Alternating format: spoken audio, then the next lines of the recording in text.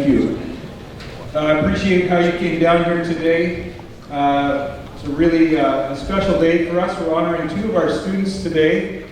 Both of them were chosen as Aboriginal role models for our entire school district.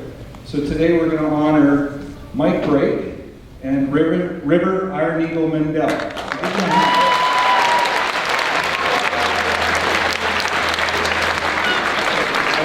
I'd also like to remind you that today our ceremony is taking place on the shared traditional ancestral territory of the Sumas and Mouat First Nations.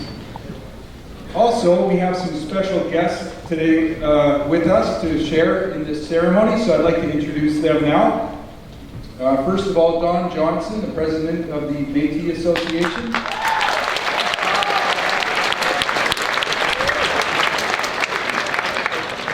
Our acting mayor of Abbotsford, Ross Siemens.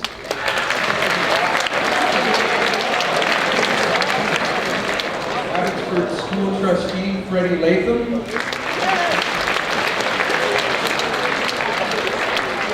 Abbotsford School Trustee, Phil Anderson.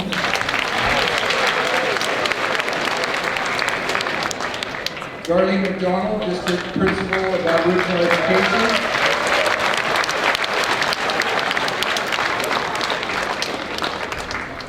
And most importantly, I'd like to welcome the families, both the Iron Eagle Mendel family and the Brake family here today.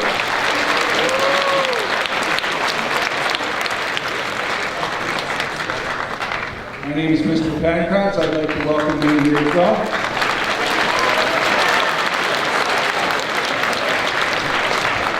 Finally, I'd like to introduce our MC, our host for today.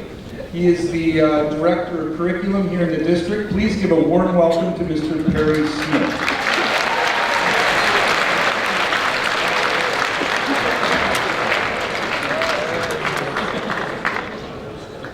Hey, Swale.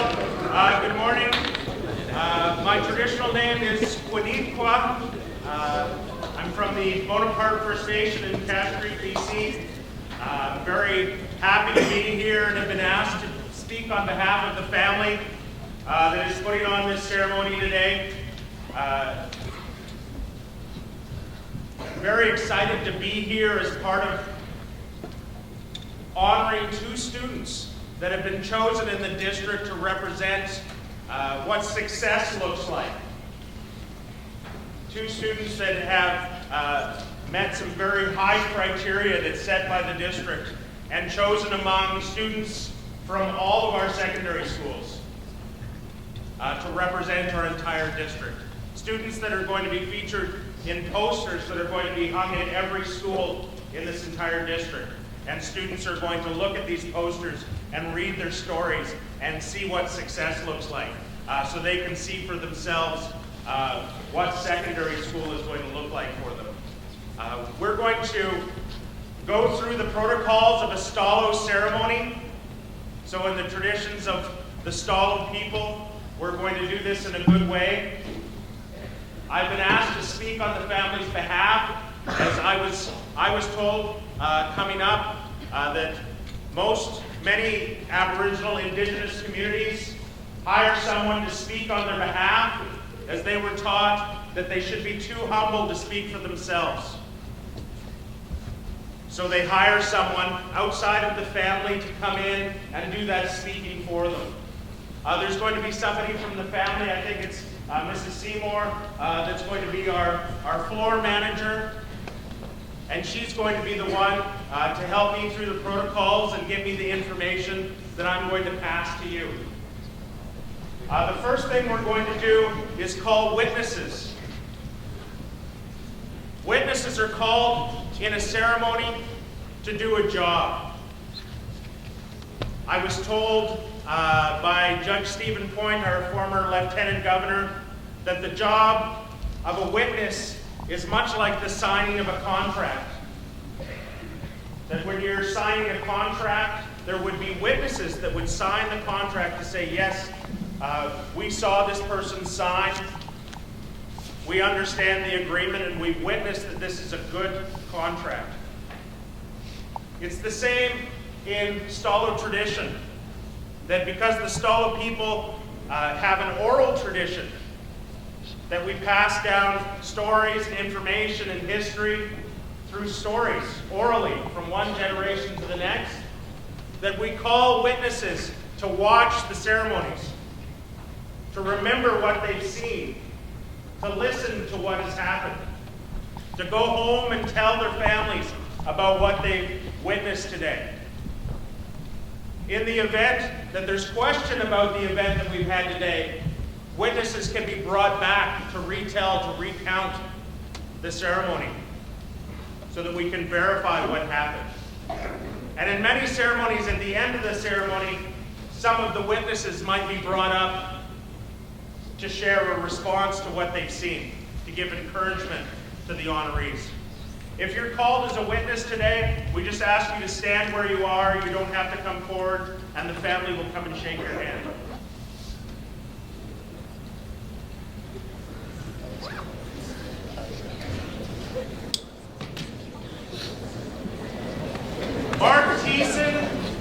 Mark Thiessen, you're being asked to be a witness for the work that we're going to do today. The family would like to shake your hand as a thank you for being a witness for this ceremony.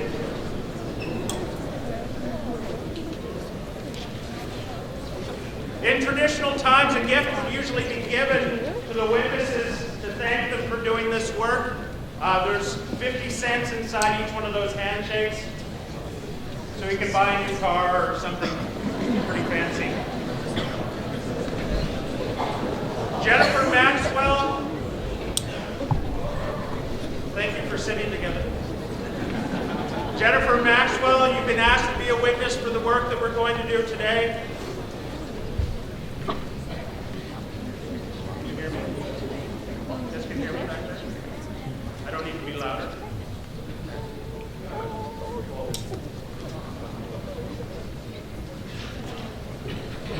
Michael Enns, you've been asked to shave your face. You've been asked to be a witness today for the work that we're going to do today.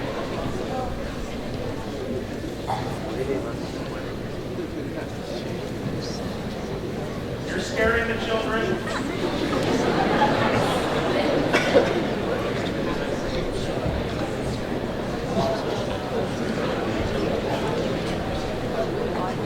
Trustee Freddie Latham, you've been asked to be a witness for the work that we're going to do today.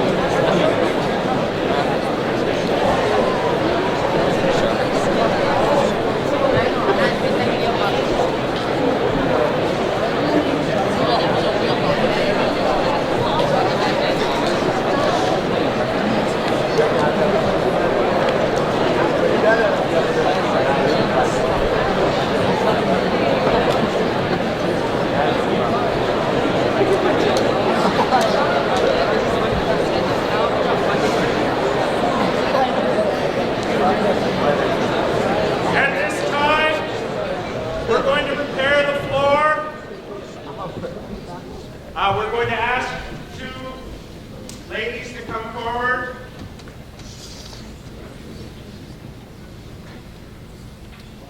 Barb Mendel, could you please come forward? Ginny St. Hilaire, could you please come forward and help the family prepare the floor for this ceremony? There's different ways that the floor can be prepared for ceremonies in Stalo tradition. Sometimes the floor is covered with cedar boughs in order to build a sacred place, a place where no one's ever stood to have this ceremony. Other times, blankets are placed on the floor. Oftentimes, 4 blankets are stacked on top of each other. The number 4 is very prominent in many indigenous cultures, so you'll see the number 4 represented often. You'll see blankets used often in Stalo ceremonies. Traditionally, a long time ago, and rarely sometimes now, the blankets are woven, hand-woven blankets. They're called Salish weavings. Swakin? Swakin is the Elkamalum name for the weavings. And they would have been woven on a loom, a large loom, using the fibers from a mountain goat. The fibers from mountain goats would be collected, and also the hair from a dog. A dog that was raised by the Stalo people for thousands of years, called a woolly dog. And the woolly dogs looked somewhat like a miniature poodle. They had curly hair like a poodle. And if you were to Google image woolly dog Stalo, you would see a picture taken by Edward Curtis of the woolly dogs. And it just looks like a small white poodle. Those dogs went extinct after contact when other dogs from Europe were brought to North America. They were interbred, and that breed of dog had gone extinct. As weaving had become less a part of indigenous cultures for various reasons, purchased blankets are now used often during these ceremonies. You'll see to cover people that are doing work. The family covered me with this blanket to remind me to have a good heart while I'm doing this work. They put a scarf on my head to remind me to have good thoughts while I'm doing this work. The family would like to shake your hand for the work that you've done in preparing our floor.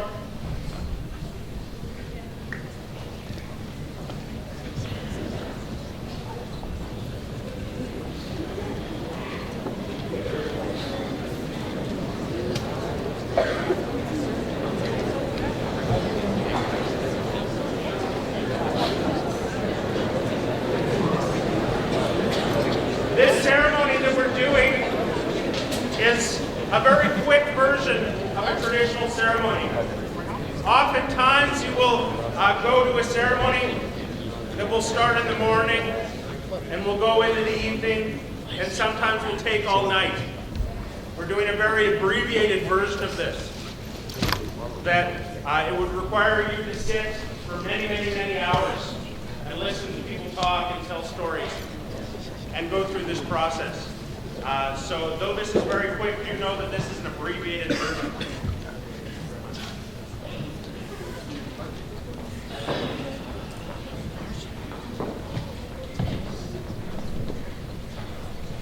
Josh Dubois, Charlene Charlize Iron Eagle, sorry. Your hand was shaking when I was reading. Could you please come forward? These students have been asked to be the receivers for this ceremony. When the ceremonial part of this begins, the drummers will sing and they'll process our honorees around the floor. And when our honorees come near these blankets, the job of the receiver is to grab them and help them onto the blankets as a part of this ceremony.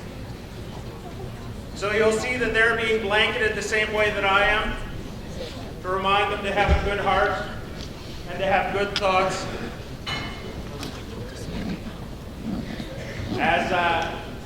as they're doing their work. You'll notice when the honorees come in that the blankets are put over both of their shoulders.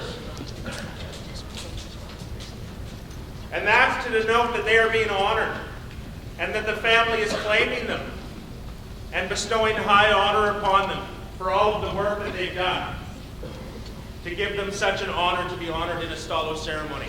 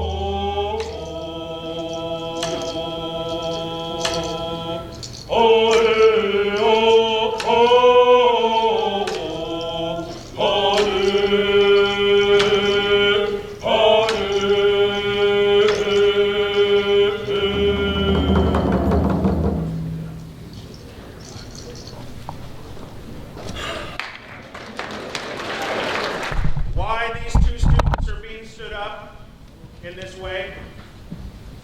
For about 15 years, the Aboriginal Department and secondary schools have asked for schools to nominate students in grade 11 and 12 that are exemplary students, not just in academics, but also in service, in their character, in their journey throughout education, throughout our school district.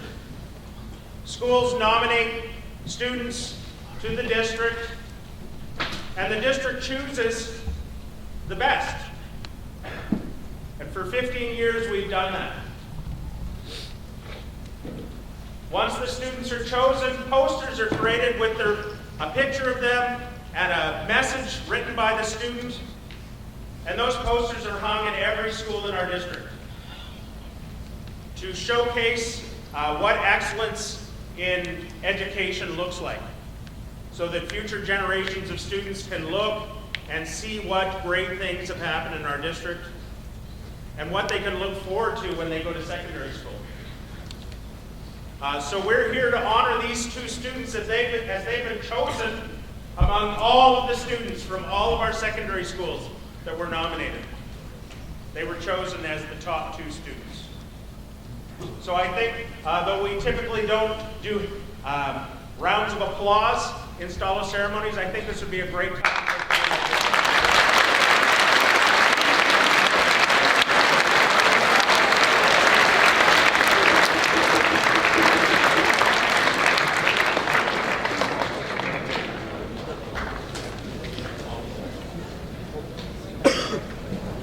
At this time, we're going to ask some of our witnesses to come and respond to the work, to give some words of encouragement to these students.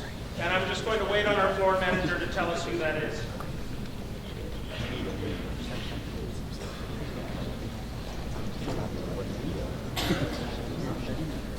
Mark Thiessen, you've been asked to come and respond to the work. We can bring the microphone.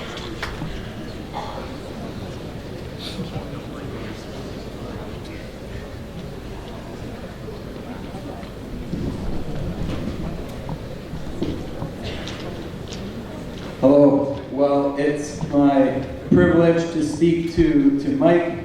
I've been asked to share some things about why we are honoring him today. I've gotten to know Mike just this year, actually, in September. He was in my work experience class, and one of the things in work experience, we sit down, we talk about life together, we talk about career direction. One of the things that came up in that conversation was possible career options of paramedic, search and rescue, police officer, firefighter, teacher, lots of different things. The common tie through all of those is helping people. And that was something that was very important to Mike in looking ahead to life. How can I help people? One of his work experience placements, since the Arctic search and rescue didn't quite fit in with our timetable here, wasn't a possibility. One of our secondary choices was to work in a school, and Mike chose to work in an elementary school, Roberta Bondar Elementary here in town, and not only work in a regular classroom, but work with some of the struggling learners. That's what he said. I want to work with students that have challenges, that maybe school's a bit tough for them, that I can really make a difference. And he did that, and so he went to a number of different elementary classrooms. He was very popular in the school. Not many 17-year-old guys want to go into a grade 1, grade 2 classroom and work with students that struggle. Mike did it, and talking to some of the teachers there, the students loved him. They heard about Mr. Break. Mr. Break this, Mr. Break that, when is Mr. Break coming back again? They just got sick and tired just about of hearing the kids talk about Mr. Break so much. They did amazing, amazing work there.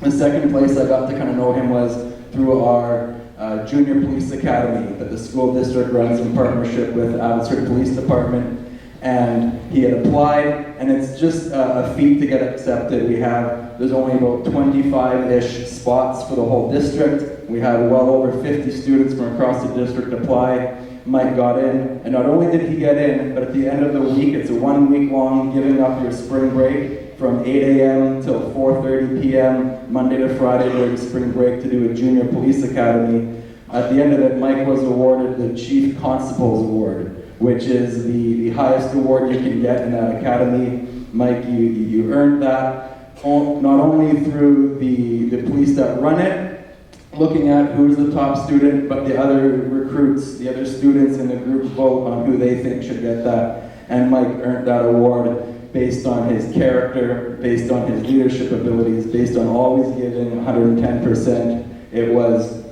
looking at the qualities that the Abbotsford Police Department looks for in their recruits. And so Mike earned that honor as kind of the top student. So that was quite something as well. Like I said, I just got to know Mike this year, and every time, Mike, we have a conversation, I'm more and more impressed. Didn't know much about him other than that he's the youngest of 3 boys, correct? And I myself have 3 sons, they're a little bit younger, and so I always kind of get a connection with families that have 3 boys. It's a little bit crazy sometimes. But looking at that, if my youngest boy could turn out like Mike, I think I'd be pretty impressed. So we honor you today, Mike.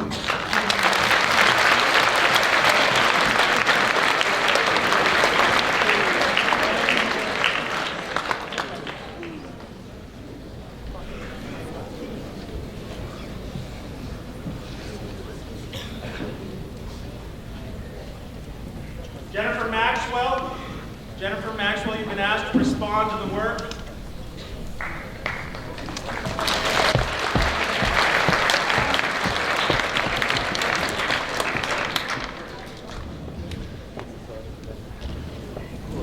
Thanks, it's an honor to speak about River at this ceremony.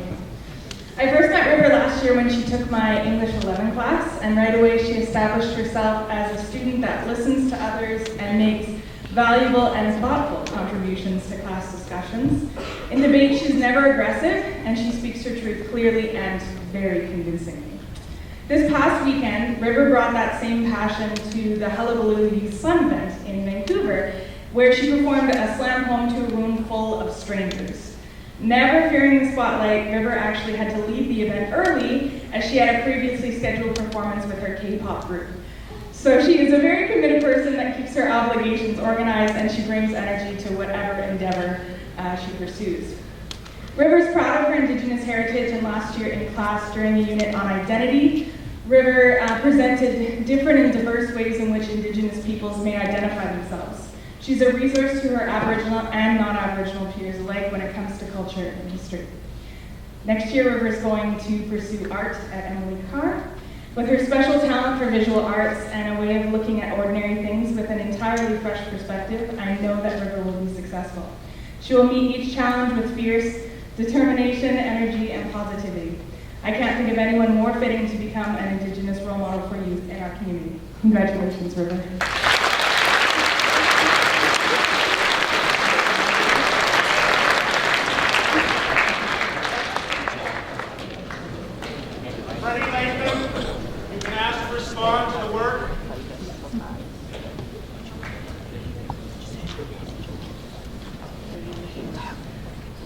I bring congratulations from the Abbotsford Board of Education.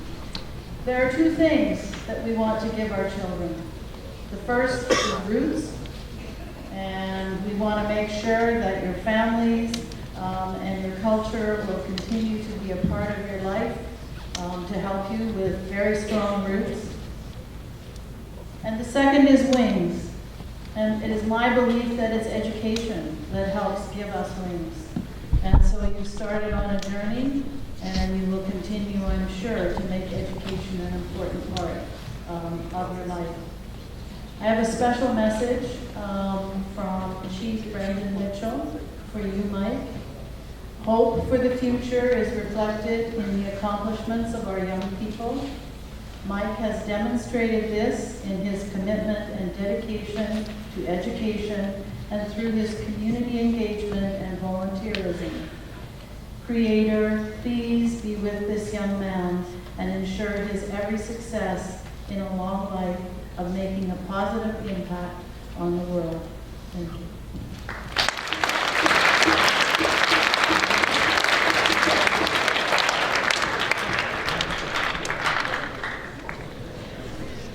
So that concludes the formal part of our ceremony. The family has asked our drummers to sing an honor song to honor our honorees. And when that honor song starts, you're going to be invited to come up and shake the hands of our honorees. Once you have done that, you are dismissed from the gym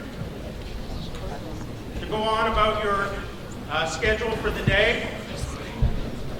I would like to thank the family for inviting me to come and speak and be part of this wonderful ceremony. If you could all please rise.